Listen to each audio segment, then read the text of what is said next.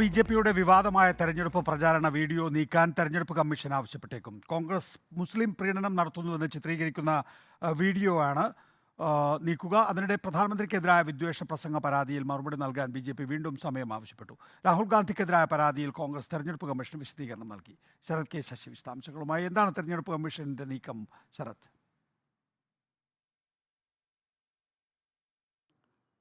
നികേഷ്, കഴിഞ്ഞ മെയ് മാസം 4-ാം തീയതിയായിരുന്നു കർണാടക BJP അവരുടെ ഔദ്യോഗിക സമൂഹ മാധ്യമ അക്കൗണ്ടായ എക്സിൽ ഒരു പ്രചാരണ വീഡിയോ അപ്ലോഡ് ചെയ്തത്.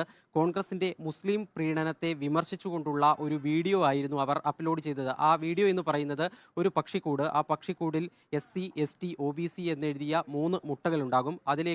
ആ പക്ഷിക്കൂട്ടിലേക്ക് കോൺഗ്രസ് നേതാവ് രാഹുൽ ഗാന്ധിയും സിദ്ധരാമയ്യയും, കർണാടക മുഖ്യമന്ത്രി സിദ്ധരാമയ്യയും മുസ്ലിം എന്നെഴുതിയ മറ്റൊരു മുട്ട കൂടി കൊണ്ടുവയ്ക്കും. പിന്നീട് ആ മുട്ടകളൊക്കെ വിരിയും. പിന്നീട് ആ മുസ്ലിം എന്നെഴുതിയ മുട്ട വിരിഞ്ഞുണ്ടായ പക്ഷിക്ക് കോൺഗ്രസ് ഫണ്ട് നൽകുന്നു. അതാണ് ആനിമേഷൻ വീഡിയോയിൽ BJP ഉൾപ്പെടുത്തിയിട്ടുണ്ടായിരുന്ന ഉള്ളടക്കം.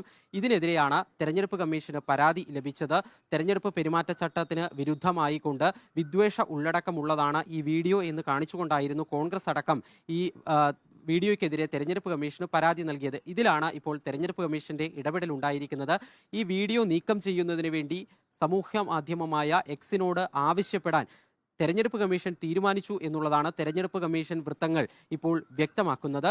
അപ്പോഴും BJPക്കെതിരെ ഈ വീഡിയോയുമായി ബന്ധപ്പെട്ട് എന്തെങ്കിലും നടപടി സ്വീകരിക്കുമോ എന്നുള്ള കാര്യത്തിൽ വ്യക്തതയില്ല.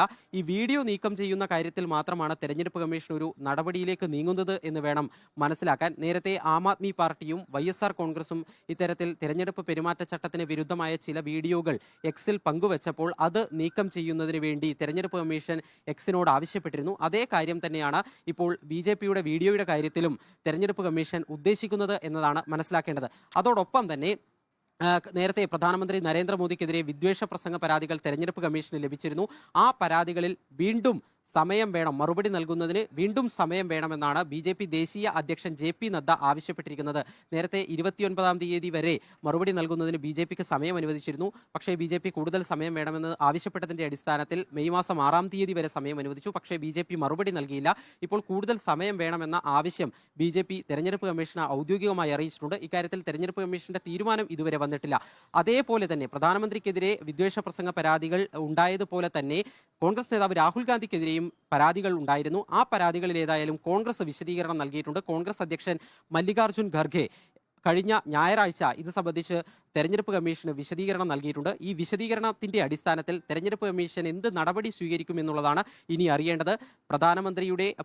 പ്രധാനമന്ത്രിക്കെതിരായ പരാതികളിൽ ആ സമയം നീട്ടി ചോദിച്ച BJPയുടെ ആവശ്യം, അതുപോലെ തന്നെ കോൺഗ്രസിന്റെ വിശദീകരണം, ഇതിൽ രണ്ടിലും വൈകാതെ തന്നെ തീരുമാനം ഉണ്ടാകുമെന്നാണ് തെരഞ്ഞെടുപ്പ് കമ്മീഷൻ വൃത്തങ്ങൾ നൽകുന്ന സൂചന.